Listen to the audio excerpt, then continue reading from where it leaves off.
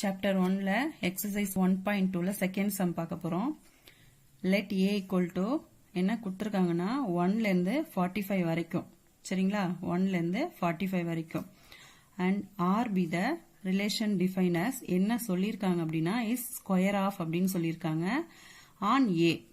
A ஓட square of அப்படின்னு சொல்லிருக்காங்க. square of அப்படின்னா y equal to x square அப்படின்னு அர்த்தம். சரிங்களா? இத ஸ்கொயர் பண்ணா வர்றதுதான் செகண்ட் செட்.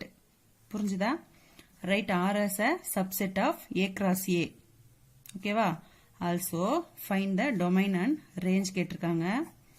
கவனிங்க, இப்போ நமக்கு 45க்குள்ள வரணும். ஸ்கொயர் பண்ணாலும் சரி, ஃபர்ஸ்ட் செட்டும் சரி, ரெண்டுமே 45க்குள்ள வரணும் அப்படின்றதுதான் ரிலேஷனோட கண்டிஷன். சரிங்களா?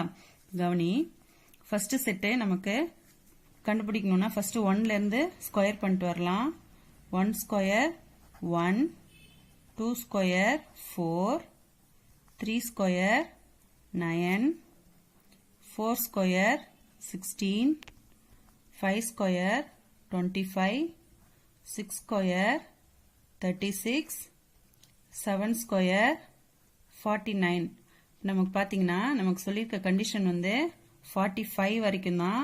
So 49 வர்றதால அதை எடுத்துக்க வேண்டாம். சரிங்களா? 6ஓட நிப்பாட்டிக்கலாம். இப்ப செட் எப்படி எழுதணும் அப்படின்னா R equal to set of 1ஓட ஸ்கொயர் 1, 2ஓட ஸ்கொயர் 4, 3ஓட ஸ்கொயர் 9. அதுதான் இதான் நம்ம எடுத்து இங்க எழுதுறோம். சரிங்களா? 4, 16, 5, 25, 6, 36, 7, 49 வந்துரும். சோ 6ஓட நிறுத்திக்கலாம். புரிஞ்சுதா எப்படி செட் எடுக்கணும்னு? இஸ் ஸ்கொயர் ஆஃப்னு கொடுத்ததால நம்ம இத ஸ்கொயர் பண்ணணும். ஸ்கொயர் பண்ணாலும் அதோட கண்டிஷன் என்ன? 45 தான். சரிங்களா? 45 வரைக்கும் தான் வரணும் அப்படின்னு சொல்லியிருக்காங்க. இப்ப இது நமக்கு 7 ஸ்கொயர் 49 வரதால இதோட நிப்பாட்டிக்கணும். புரிஞ்சுதா? இதுதான் செட் எழுதணும். இப்ப இதுல நமக்கு டொமைனும் ரேஞ்சும் கண்டுபிடிக்கிறது ரொம்ப ஈஸி இல்லையா? இப்ப டொமைன் ரேஞ்ச் எடுத்து எழுதிடலாமா? டொமைன்னால என்னது? First set. சரியா? அப்ப ஃபர்ஸ்ட் செட்ல இருக்கிற நம்பர்ஸ் எல்லாம் எடுத்து எழுதிடலாம். 1, 2, 3, 4, 5, 6. 6 வரைக்கும் தான் நமக்கு செட் இருக்கு இல்லையா? அதனால அதோட எழுதிக்கலாம். ரேஞ்ச் அடுத்தது. ரேஞ்சினாலே செகண்ட் செட். செகண்ட் செட் எடுத்து எழுதிடலாமா? 1, 4, 9, 16, 25, 36. அவ்வளவுதான். Very easy. இதுல ஏதாவது உங்களுக்கு டவுட் இருந்தா கமெண்ட் பாக்ஸ்ல கமெண்ட் பண்ணுங்க. Thank you. Hi students, welcome to doubt free maths.